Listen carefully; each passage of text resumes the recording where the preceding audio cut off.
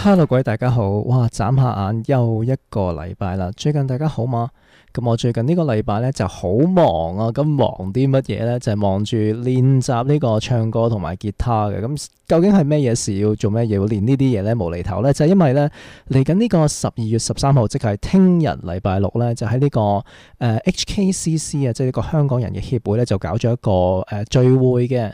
咁就會有得玩有得食咁樣樣啦。咁啊個地方咧就喺呢個 Bowen Park Boulevard，就喺 Bowen Park 4161，就12點到5點。咁我大概應該就喺12點1點或者差唔多時間啦，就有一個小型嘅表演嘅。咁會唱啲咩歌咧？一陣間晏啲就會有一個細細啲嘅 preview， 即係所謂 preview 都唔係真係我現場唱俾你聽，不過會話俾你知唱咩歌啫，就係大概係咁啦。咁呢個禮拜咧就係忙緊呢啲啦，就係咁練啦。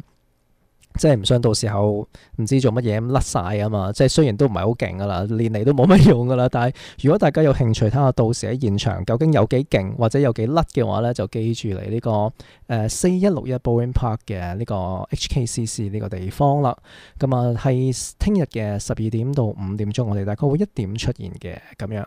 咁話時話講翻今日啦，聽日係12月13，今日係12月12，係咪一個廢話咧？冇錯，一個廢話。但係12月12係咪咩特別嘅日子呢？因為通常即係重複嘅日子都好勁啊嘛，即係好似11月11號重複嘅就係咩光棍節啦，就喺大陸佢哋即係巧立名目整個節日出嚟昆啲人去消費咁樣啦。咁12月12都係 double， 咁係咪有咩勁嘅節日呢？即係未諗到。但係11月10號係光棍節，咁10月10號呢就係雙十節啦。9月9咧就係呢個重陽，雖然9月9係農曆9月9，即係唔係我哋嘅西曆，但係都係 double 啦，都係重複咗啦。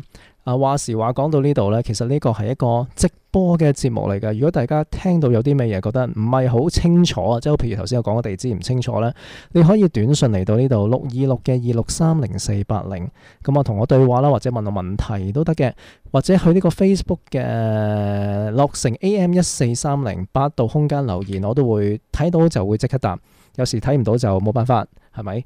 咁啊繼續講啦，9月9就係重陽啦。8月8咧就係呢個台灣嘅父親節，因為佢爸爸啊嘛，爸爸同音啊，即係爸爸同爸爸88同音國語啊。咁7月7咧就係日本嘅七夕，咁啊好多人未必咁清楚七夕節係做咩啦。七夕就係嚟自呢個中國嘅牛郎織女傳說啊，就話說咧即係傳咗入日本之後咧，就加埋日本嘅一個叫做黑巧祭，就係用即係祈求啲咩手藝進步咁類似咁嘅祭典咧，就兩個 combine 合體合而為一咧，就變成咗呢個七夕節嘅。咁日本人咧就會將啲願望寫喺啲五色嘅短冊上面啊，五色短冊即係呢啲唔同顏色嘅長方形紙條咁樣啦，然後就掛喺碌竹上面，咁啊類似啲許願樹咁樣樣啦。即係許願樹，我哋嗰啲咪成抽嘢拋上去，又有橙又有唔知咩符咁樣啦。佢哋就係吊一張紙仔啫，幾乾淨利落，係咪？咁啊，7月7我哋就冇啊，美國冇慶祝，但係我哋7月4有放，咁啊都當有個節日啦，都打和啦，係咪 super 啦？咁啊6月6咧就都唔知有咩節日嘅，但係近近地6月4號咧就有一個。咁6月4號咧就係呢個聯合國嘅國際受侵略無辜兒童日啦。咁就由呢個聯合國1982年設立，宗旨就係關注於戰爭衝突同埋受傷害嘅兒童。每年6月4號咧都會固定舉行，固定去即係搞啲 event 咁樣樣嘅。大家以為6月4號係咩日子呢？咁啊到5月5號咧就係端午節啦，都係農曆嘅5月5號啦，都係 double 啦。咁4月4號咧就有兒童節啦。咁3月3號就係日本嘅女兒節。日本嘅女兒節大家可能都唔係好熟悉，就係祈求個女孩子即係個女啦，身體健康就快高長大咁啦。咁大概會搞啲咩咧？就會擺啲人偶啊，即係啲公仔出嚟嘅。啲人偶咧係啲公仔係睇落啲恐怖，即係着晒和服好細個咁樣啦，好恐怖，好似夜晚會擰轉頭望住你會笑嗰啲咧，啲鬼片成日會出現嘅。咁就同埋嗰個女仔會着到好靚啊，咁啊食紅豆飯慶祝咁樣樣嘅。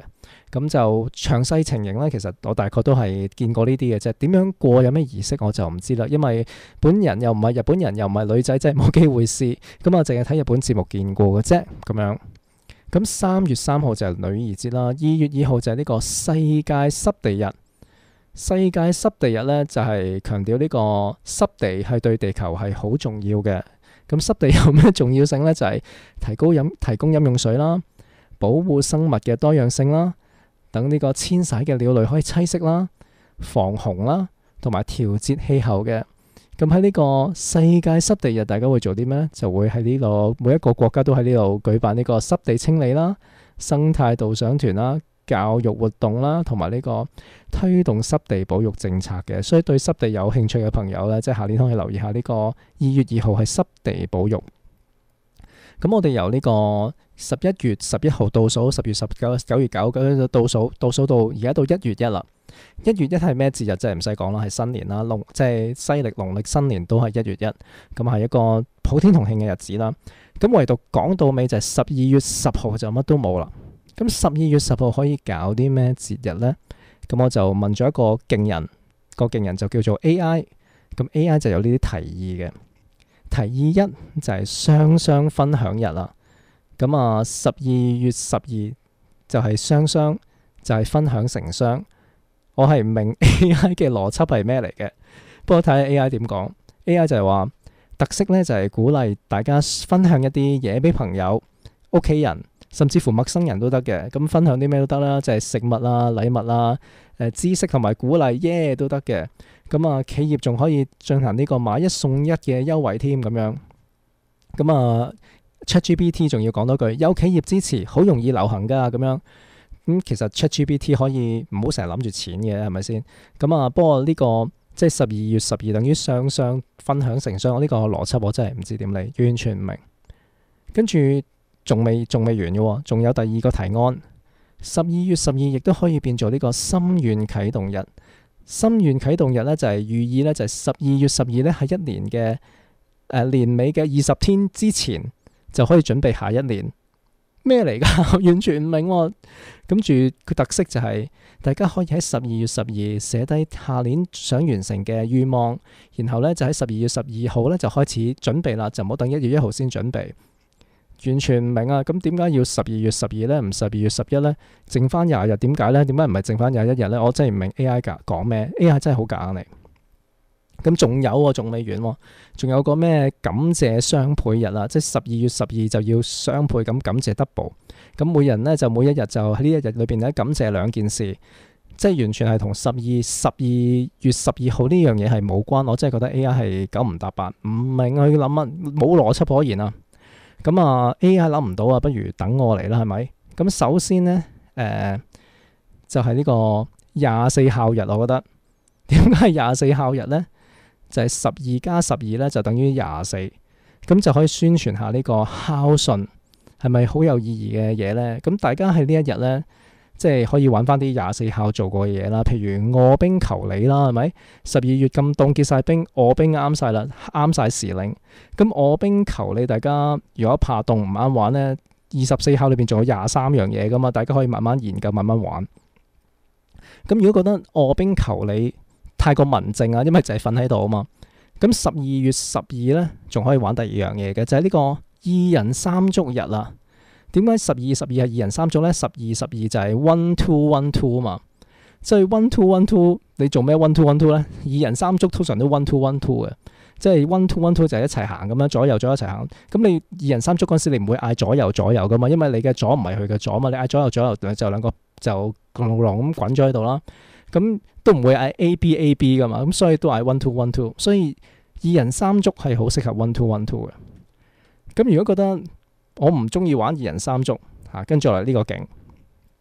我細嗰陣時咧，長輩就有教我猜一種妹咧，就係由兩個人一齊玩咁啦。個玩法咧就係一開頭嗰陣時咧就係 1-2 咁樣，跟住大家咧就攞隻手出嚟啦，然後伸啲手指出嚟，唔係伸包剪揼啊，係伸手指，伸1、2、3、4、5隻手指咁啦。咁5隻手指咧就係5就贏4， 4就贏3，3就贏2，2就贏1，1就贏翻5咁樣。即係當對方伸隻5手指出嚟咧，你伸隻4咧就俾對方贏咗啦。咁如果對方你伸隻5，對方伸隻3出嚟咧，咁就冇嘢咯。咁因為5淨係可以贏4嘅啫，唔可以跳級贏3嘅。所以咧就係咁樣即係猜落去啦。咁當贏咗2次之後咧，就即係定義為贏晒成盤咁樣啦。咁喺猜嘅時候，一開頭就 1 2咁樣啦。咁 1 2嗰陣時即係如果你猜唔中嘅話咧，就會繼續就會遲查嘅，就會講聽落好古怪。即係譬如你出5，我出3，咁冇人贏啊嘛，繼續啦，就會講聲遲查。咁原來繼續之後，你出2，我出4，又冇人中啊嘛，就繼續又遲查。咁當有人中嘅時候咧，即係一個出5，一個出4。頭先講咗5係贏4啊嘛，咁大家就會講嘣嘣巴。我諗大家而家都唔係好明係乜嘢，但係可能大家就伸咗左右手出嚟，自己對猜咁啦。所以呢個 game 咧，細個咧就叫做遲查嘣嘣巴嘅。我唔知大家有冇玩過或者有冇聽過呢個 game 啦？喺個猜妹飲酒嗰啲 game 係細個啲大人教我猜嘅。所以12月12咧就可以 1 2 1 2啦，即係所以啱晒呢個 1 2遲查嘣嘣巴咁樣咧。我覺得呢個即係12月12號可以定義為呢個遲查嘣嘣巴日嘅。咁唔知大家覺得點啦？大家有冇興趣喺12月12號嚟揾翻我玩翻鋪即係遲查嘣嘣巴咧？或者如果大家唔識玩，我哋大家一齊即係唔好話教唔教，但係一齊研究係咪？我哋承傳呢個廣東文化，大家有責任。